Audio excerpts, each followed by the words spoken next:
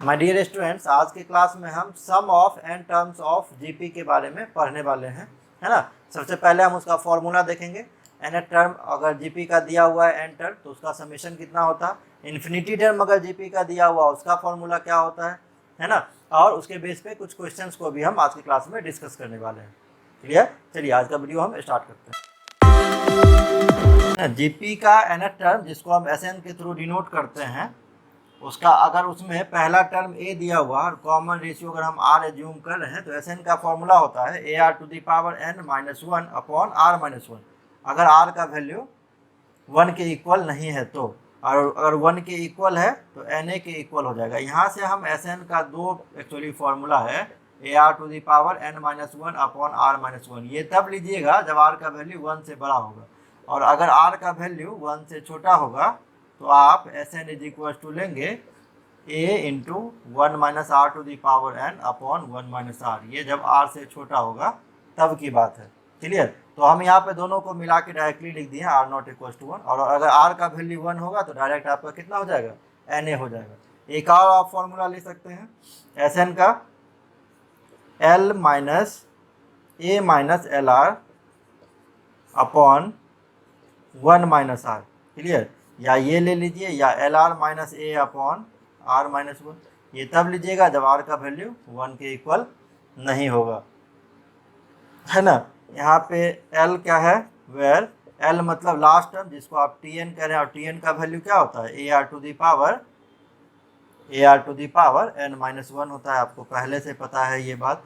एक चीज़ का आप ध्यान रखिएगा, क्वेश्चन में काफ़ी यूज होता है, जो कॉमन रेशियो है ना, कॉमन रेशियो का वैल्यू -1 से लेकर +1 के बीच में ही आपको लेना है इस वाले केस में। क्लियर? नेक्स्ट है एस इन्फिनिटी। अगर कोई इन्फानाइट जीपी दिया हुआ है, उसका फर्स्ट टर्म अगर ए दिया हुआ है, कॉमन रेशियो अगर आर दिया हुआ है, तो उसका फॉर्मूला ये है, जहाँ पर ए क्या है, आपका फर्स्ट टर्म है, ए आपका फर्स्ट टर्म है, और आर क्या है, आपका कॉमन रेशियो है। क्लियर?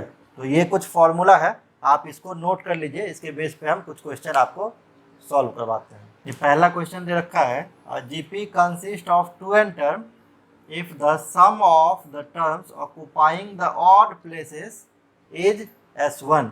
s1 कह रहा है ऑड टर्म वाला, तो पहला टर्म, तीसरा टर्म, पांचवा टर्म, सातवां टर्म एंड सो ऑन। तो पहला टर्म कितना हो जाएगा, ए हो जाएगा, है ना। अगर फर्स्ट टर्म हम ए मान लिया, कॉमन रेशियो आर मान लिया, तो थर्ड टर्म क्या हो जाएगा, a r square. Fifth term a r to the power 5 and so on चलेगा। S2 के बारे में क्या कह रहा है, and that of terms in the even places is S2। Even मतलब सेकेंड टर्म ए आर, है ना, सेकेंड टर्म, उसके बाद फोर्थ टर्म तो ए आर क्यूब, फिर sixth term a r to the power 5, यहाँ पे 4 होगा ना fifth term, and so on. आपसे पूछ क्या रहा है, देन S2 अपॉन S1। तो हम यहाँ पे क्या देख रहे हैं, दोनों में पहले में क्या कॉमन है, ए कॉमन अगर निकाल लें तो 1 plus r square plus r to the power 4 and so on. Second में क्या कॉमन है, ए आर कॉमन है, तो यहाँ से आर बचेगा, यहाँ से आर स्क्वायर बचेगा, यहाँ से आर टू द पावर 4 बचेगा एंड सो ऑन। देयरफॉर अगर S2 में S1 से हम भागा देंगे तो a into 1 plus r square plus r to the power 4 and so on upon a r into 1 plus r square plus r to the power 4 and so on. ये दोनों तो डायरेक्टली कट गया, ए से ए कट गया, तो आपका कितना बच गया, S2 अपॉन S1 कह रहा था ना, हाँ, तब तो ए आर हो जाएगा यहाँ, और ए हो जाएगा, तो ये कट के कितना बच गया, आर हो गया। तो हम क्या लिख सकते हैं, so S2 upon S1 is dependent on r, dependent on r, क्योंकि इसका वैल्यू किस पे डिपेंड करेगा, आर पे डिपेंड करेगा, है ना।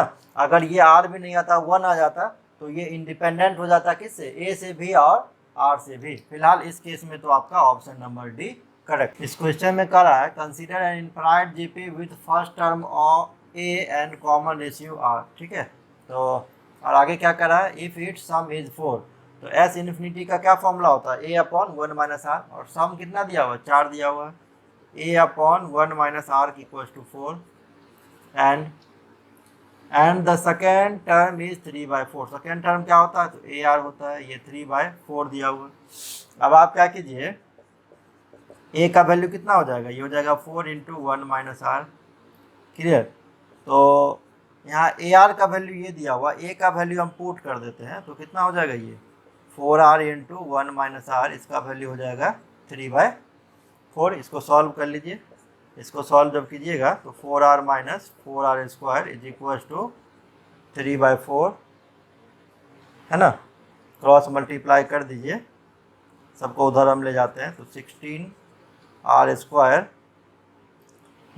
16R + 3 is equal to 0। तो कटेगा तो नहीं है, R का वैल्यू निकाल लीजिए। देयरफॉर R इक्वल टू 16 ± 16 का स्क्वायर -4AC होता है ना, तो ये 16 4 जा 64, 64 3 जा 192 अपॉन 2 है तो 32 हो जाएगा।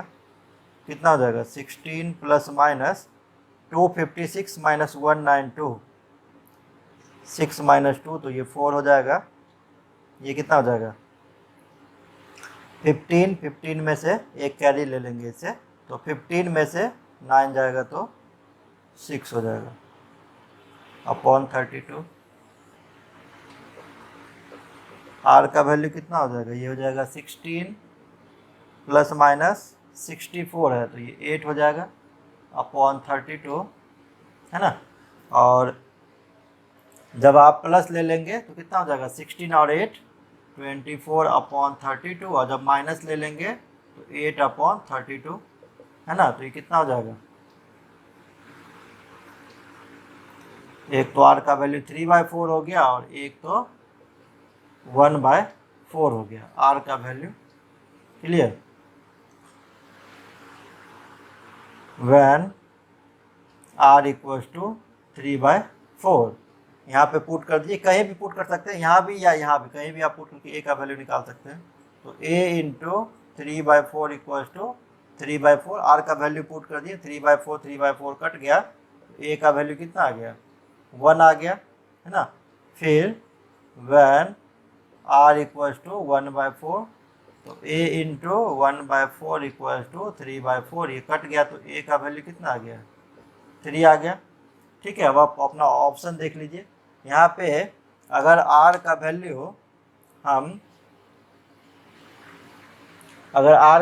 हम 1/4 ले रहे हैं, R का वैल्यू 1/4, तो A का वैल्यू कितना आया है, 3 आया है। ये ऑप्शन करेक्ट है। अच्छा, ये देखिए दिया हुआ है क्या, अगर R का वैल्यू 3/4 है, R का वैल्यू 3/4 किसी ऑप्शन में है ही नहीं, तो फिलहाल आपका ये ऑप्शन नंबर डी जो है वो करेक्ट। इस क्वेश्चन में दे रखा है A > 0, देन इसका वैल्यू पूछ रहा है ना। सबसे पहले आप समेशन ही तोड़ दीजिए, तो ये A/A + 1 प्लस n का वैल्यू जब 1 रखे तो ये हो गया, फिर समेशन का मतलब प्लस, फिर A का वैल्यू 2 रखिए, तो A/A + 1 का होल स्क्वायर, फिर 3 रखिए, A/A + 1 का whole cube, and so on. कहाँ तक जा रहा है, तो इन्फिनिटी टर्म तक ये जा रहा है।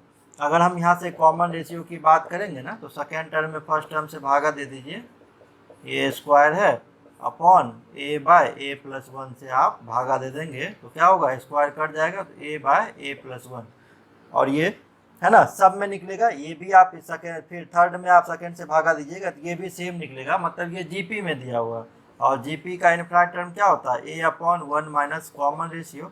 तो A की जगह पर कितना दिया हुआ, ये दिया हुआ A/A + 1 अपॉन फर्स्ट टर्म यही है ना, upon 1 - common ratio A/A + 1। Solve कर लीजिए, A/A + 1 होल अपॉन LCM हो जाएगा A + 1, यहाँ हो जाएगा A + 1 - A + 1 कैंसिल आउट हो गया, यहाँ से A भी कैंसिल आउट हो गया, तो A/1 मतलब A आपका आंसर हो गया, जो डी नंबर ऑप्शन में प्रेजेंट। नेक्स्ट क्वेश्चन में S1 और S2 दो सम दे रखा है, और ये हम देख रहे हैं किस में है, ये GP में है।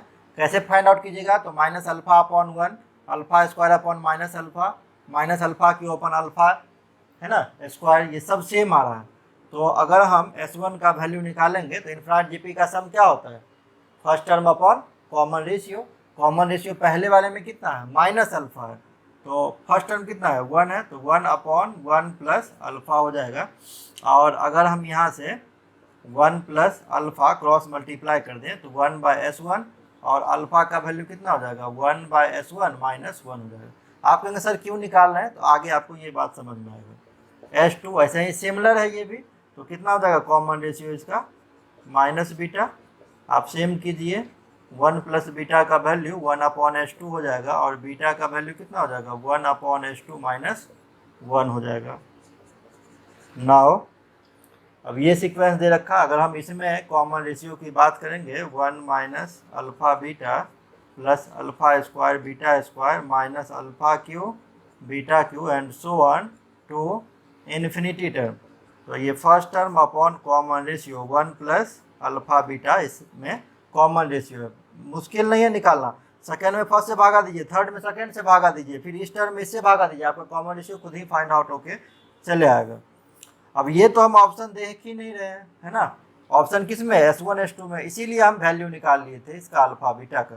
तो 1 प्लस अल्फ़ा का वैल्यू देखिए कितना है 1/S1 माइनस 1 और बीटा का वैल्यू कितना है 1/S2 माइनस 1। अब आप इसको सिंप्लीफाई कर दीजिए, सिंप्लीफाई कीजिएगा तो ये कितना हो जाएगा, ये 1 plus 1/S1 S2 minus 1/S1 minus 1/S2 plus 1 हो जाएगा। क्लियर। अब आप क्या कीजिए LCM ले लीजिए आप, है ना, और ये ऊपर तो 1 ही रहा, नीचे आप LCM ले लीजिए। LCM लेंगे तो LCM कितना आ जाएगा, LCM आ जाएगा S1 S2, तो ये हो जाएगा S1 S2 प्लस 1, यहाँ पे आप लेंगे, है ना, तो ये हो जाएगा माइनस S2 माइनस S1 और फिर प्लस कितना S1 S2 upon 1 is equal to S1 S2 ऊपर चला जाएगा।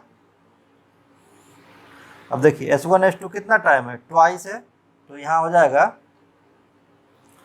जाएगा 1 minus S1 minus S2 plus, इसको ऐसे लिखे 1 माइनस S1 माइनस S2 और इस दोनों को लास्ट में जोड़ के लिख दीजिए, जैसा ऑप्शन में दिया हुआ है वैसा ही हम बना दिए हैं, है ना। तो ये आपका कौन सा ऑप्शन आ रहा है, C नंबर आपका करेक्ट आ रहा है। ये एक अच्छा क्वेश्चन है, पूछा हुआ भी क्वेश्चन है, आप इसको ध्यान में रखिए। इस क्वेश्चन में दे रखा है S equal to 1 plus a square and so on infinity, a का वैल्यू 1 से छोटा है ना, देन a का वैल्यू आपसे पूछ रहा है।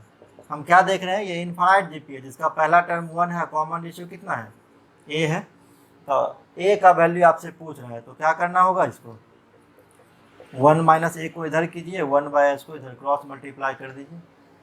अब a का वैल्यू निकालना है तो 1 minus 1/S equal to a, 1/S को इधर लेके, इधर पॉजिटिव था निगेटिव हो गया, a इधर निगेटिव था इधर पॉजिटिव हो गया, ठीक है। तो a इज इक्वल टू, यहाँ LCM ले लेंगे तो S LCM है, कितना हो जाएगा ये S माइनस 1, बहुत आसान सा क्वेश्चन था ये तो। a का वैल्यू हो गया S minus 1 upon S। I think इतना तक आपको सारा कुछ क्लियर होगा, है ना। आप यहाँ तक नोट कर लीजिए और इसके बाद हम नेक्स्ट क्लास में मिलते हैं। और चलते चलते मेरा वीडियो अगर आपको अच्छा लगा तो प्लीज़ चैनल को लाइक एंड सब्सक्राइब जरूर करके जाना। मिलते हैं नेक्स्ट वीडियो में, थैंक यू।